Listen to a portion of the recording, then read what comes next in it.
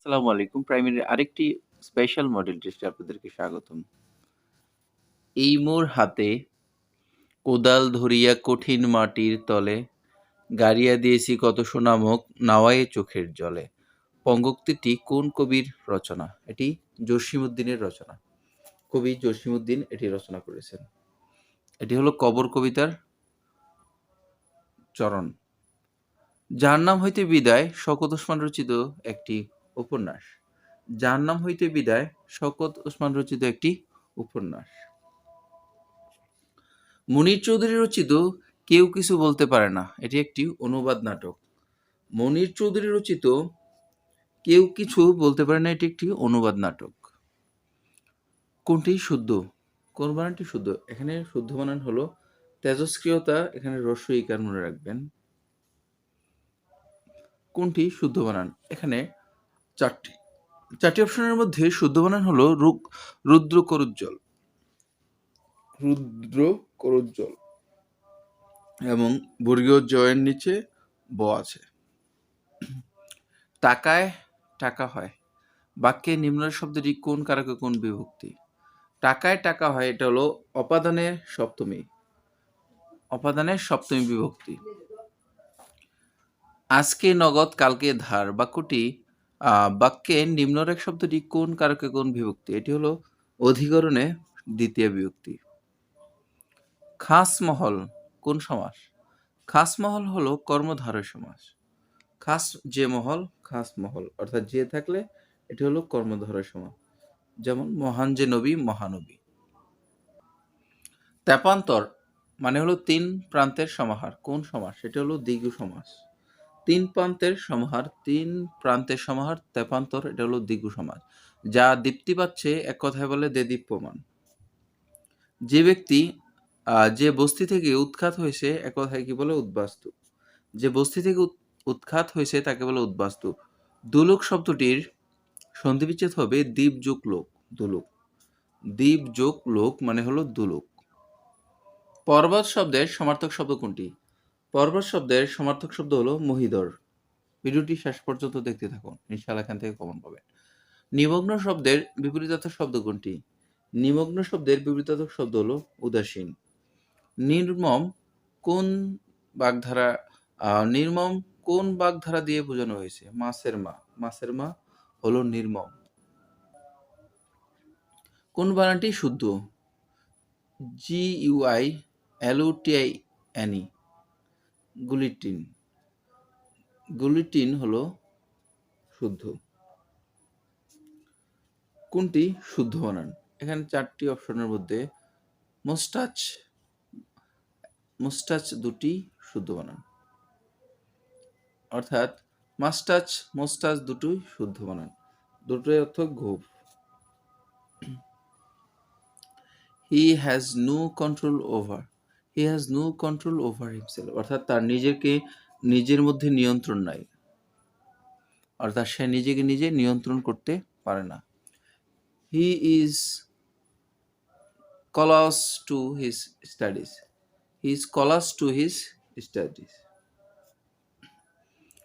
কোন বাক্যটি শুদ্ধ? এখানে শুদ্ধ বাক্য হলো Did he take leaves of you? Did he take leave of you? কোন বাক্যটি শুদ্ধ? Anis copied the answer word for word, অর্থাৎ আনসার শব্দ টু শব্দ একদম প্রত্যেকটা ওয়ার্ড আনিস দেখে লিখেছে, মানে কপি করেছে। কোনটি সোবার শব্দের সমার্থক শব্দ? সোবার শব্দের সমার্থক শব্দ হলো সিডেট। সোবার শব্দের সমার্থক শব্দ হলো সিডেট। ওপিনিয়ন শব্দের সমার্থক শব্দ কোনটি? ওপিনিয়ন মানে মতামত, বিলিফ অর্থ বিশ্বাস বা মতামত। You should keep your promise বাক্যটির প্রেসিভ ফর্ম হবে you should keep your promise, অর্থাৎ ইউর প্রমিস এটাও অবজেক্টিভ সাবজেক্ট। এরপরে যেহেতু শুড এর পরে একটা বি হবে, ভার্বের 3 নম্বর হবে kept by plus subjective object, your object you, অর্থাৎ your promise should be kept by you, অর্থাৎ তোমার ওয়াদা তোমাকে রক্ষা করতে হবে। am I wanted by you বাক্যটির অ্যাক্টিভ ফর্ম হবে do you want me? কোনটি কোনটি কালেকটিভ নাউন? এখানে কালেকটিভ নাউন হলো লাইব্রেরি। এখানে বিভিন্ন বইয়ের সংগ্রহ থাকে, এজন্য লাইব্রেরিকে বলা হয় কালেকটিভ নাউন। স্ল্যাভ শব্দটির অ্যাবস্ট্রাক্ট নাউন হবে স্ল্যাভারি। স্ল্যাভ মানে দাস আর করা বা দাসত্ব খাটা, আর স্লেভারি মানে হলো দাসত্ব। সহজ নিয়ম। Anwar said, I have done the sum. Anwar বলল, আমি অঙ্কটা করিয়াছি। বাক্যটি ইনডাইরেক্ট স্পিচ হবে আনোয়ার সেড ইনভার্টেড কমাতে দ্যাট, এরপরে আই দিয়ে সাবজেক্ট দেবে আনোয়ারকে অর্থাৎ হি, এবং হ্যাড থাকলে হ্যাভ হ্যাজ থাকলে বারবার থ্রি হবে হ্যাড, এরপরে ডান আর অবজেক্টিভ সাবজেক্ট। অর্থাৎ Anwar said that he had done the sum. He asked me where I had gone the previous day. সে আমাকে জিজ্ঞেস করলো আমি গতদিন কোথায় গিয়েছিলাম। বাক্যটি ডাইরেক্ট স্পিচ হবে হি সেড টু মি। এখানে হোয়ারই থাকবে, হ্যাড হয়ে যাবে ডিড, অর্থাৎ যেখানে আমরা জানি বারবার টু তাহলে হ্যাড প্লাস ভার্ব থ্রি, এখানে ডিড দিয়ে প্রশ্ন হবে হোয়ার ডিড ইউ, আই হয়ে যাবে ইউ, কারণ আমাকে প্রশ্ন করেছে you go yesterday. The previous day থাকলে আমরা ইয়েস্টারডে লিখি ইনডাইরেক্ট স্পিচের মধ্যে। ডাইরেক্ট স্পিচের মধ্যে আমরা লিখি প্রিভিয়াস ডে, ইয়েস্টারডে, আর ইনডাইরেক্ট স্পিচে লিখি the previous day. At home এর অর্থ হলো ফ্যামিলিয়ার উইথ, অর্থাৎ পরিচিত। অ্যাট হোম শব্দের অর্থ হলো পরিচিত বা ফ্যামিলিয়ার উইথ। দুইটি রাশির অনুপাত 4:7, পূর্ব রাশি 16, তাহলে উত্তর রাশি কত? দুটি রাশির অনুপাত 4:7, পূর্ব রাশি 16 হলে উত্তর রাশি বের করতে হলে একটি সহজ পদ্ধতি হলো, যেহেতু পূর্ব রাশিতে এখানে 4 দেয়া আছে আর পূর্ব রাশি এখানে উত্তর দেয়া 16, 16কে আমরা 4 দিয়ে ভাগ করলে পাই 4 4 16, অর্থাৎ 4। এই 4 দিয়ে 7কে গুণ করলে হয় 4 7 28, অর্থাৎ সঠিক উত্তর হবে 28, উত্তর রাশি হবে 28। গণিতাংশের সমাধান আলাদাভাবে দেওয়া হবে, আপনারা পাশে থাকুন। সমকোণী ত্রিভুজের অতিভুজ সংলগ্ন কোণ দুটির প্রত্যেকটি হলো সূক্ষ্মকোণ। খাসিয়া উপজাতি কোন জেলায় অধিক বাস করে? খাসিয়া উপজাতিরা সিলেট জেলায় অধিক বাস করে। দহগ্রাম ছিটমহল কোন জেলা অবস্থিত? দহগ্রাম ছিটমহল লালমনিরহাট জেলা অবস্থিত। সুন্দরবনের পূর্বে কোন নদী অবস্থিত? সুন্দরবনের পূর্বে বলেশ্বর নদী অবস্থিত। হিমছড়ি কোন শহরের নিকট অবস্থিত? হিমছড়ি কক্সবাজার শহরের নিকট অবস্থিত। আনন্দবিহার কোথায় অবস্থিত? আনন্দবিহার কুমিল্লার ময়নামতিতে অবস্থিত বা কুমিল্লা অবস্থিত। লালবাগ কেল্লার নির্মাণ কাজ আরম্ভ করেন যুবরাজ মোহাম্মদ আজম। লালবাগ কেল্লার নির্মাণ কাজ আরম্ভ করেন যুবরাজ মোহাম্মদ আজম। বাংলার নববর্ষ পহেলা বৈশাখ চালু করেছিলেন সম্রাট আকবর বা বাদশাহ আকবর। বাংলা নববর্ষ পহেলা বৈশাখ চালু করেছিলেন বাদশাহ আকবর। মুক্তিযুদ্ধ বিষয়ক মন্ত্রণালয় কোন সালে গঠিত হয়? এটি 2001 সালে গঠিত হয়। মুক্তিযুদ্ধ বিষয়ক মন্ত্রণালয় 2001 সালে গঠিত হয়। সুমেরু সভ্যতা কোথায় গড়ে উঠেছিল? এটি মেসোপটেমিয়ায় গড়ে উঠেছিল। মেসোপটেমিয়া বা এই বর্তমান ইরাকে সুমেরীয় সভ্যতা গড়ে উঠেছিল। নিচের কোনটি যকৃতের রোগ? জন্ডিস হলো যকৃতের রোগ। রক্তশূন্যতা বলতে বোঝায় হিমোগ্লোবিনের পরিমাণ কমে যাওয়া। রক্তশূন্যতা বলতে বোঝায় হিমোগ্লোবিনের পরিমাণ কমে যাওয়া। সিস্টোলিক চাপ বলতে বোঝায় হৃৎপিণ্ডের সংকোচন চাপ।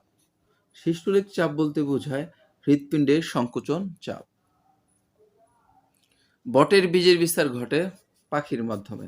নাইট্রোজেন থেকে কোন সার প্রস্তুত করা হয় বা তৈরি করা হয়? ইউরিয়া সার নাইট্রোজেন থেকে তৈরি করা হয়। তেল বা চর্বি হচ্ছে এক ধরনের অ্যাস্টার।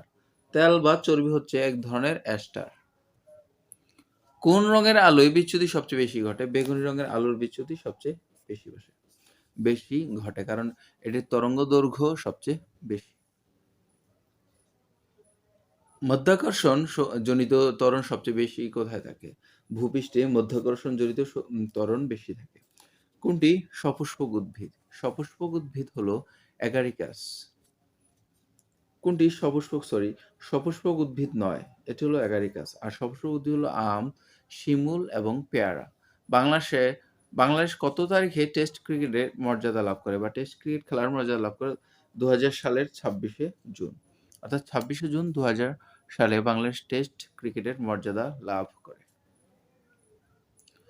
2012 সালে এশিয়া কাপ ক্রিকেটের ফাইনালে বাংলাদেশ কত রানে পাকিস্তানের কাছে হারে? 2 রানে।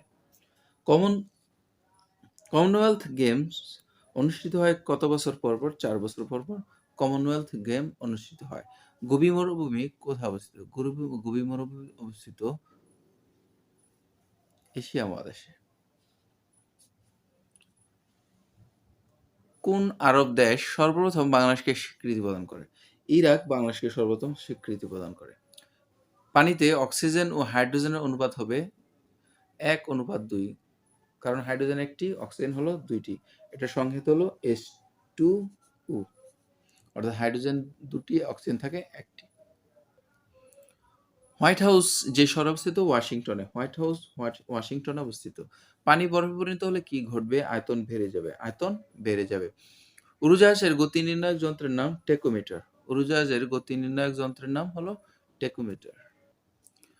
কুকুরের মুখে দাঁতের সংখ্যা হলো ৪৪টি। কুকুরের মুখে দাঁতের সংখ্যা ৪৪টি। নিচের কোনটি ব্যাকটেরিয়াজনিত রোগ? ব্যাকটেরিয়াজনিত রোগ হলো কুষ্ঠ। কোন গ্যাসকে অত্যধিক চাপে তরল করে সোডা ওয়াটার তৈরি করা হয়? কার্বন ডাই অক্সাইড গ্যাসকে অত্যধিক চাপে সোডা ওয়াটার হিসেবে তৈরি করা হয়, তরল করে সোডা ওয়াটার তৈরি করা হয়।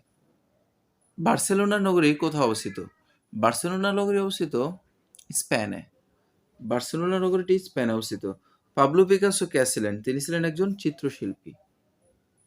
আন্তর্জাতিক রেড ক্রসের সদর দপ্তর অবস্থিত জেনেভা। আন্তর্জাতিক রেড ক্রস প্রতিষ্ঠিত 1863 সালে। এটির সদর দপ্তর হলো জেনেভায়। এটি 1963 সালে নোবেল পুরস্কার পায়। উচ্চ পর্বতের উপর পানির স্ফুটন কমে যায়, কারণ ওই উচ্চতায় বায়ুচাপ কম। বাংলাদেশের ক্ষুদ্রতম জেলা হলো নারায়ণগঞ্জ এবং সবচেয়ে বড় জেলা হলো রাঙ্গামাটি। বাংলাদেশের সবচেয়ে ছোট জেলার নাম হলো নারায়ণগঞ্জ। ধন্যবাদ এতক্ষণ আমাদের সাথে থাকার জন্য। ভিডিওটি বারবার দেখে মুখস্থ করুন, ইনশাল্লাহ এখান থেকে কমন পাবেন বিভিন্ন পরীক্ষায়। ভালো থাকবেন, সুস্থ থাকবেন, আল্লাহ হাফেজ।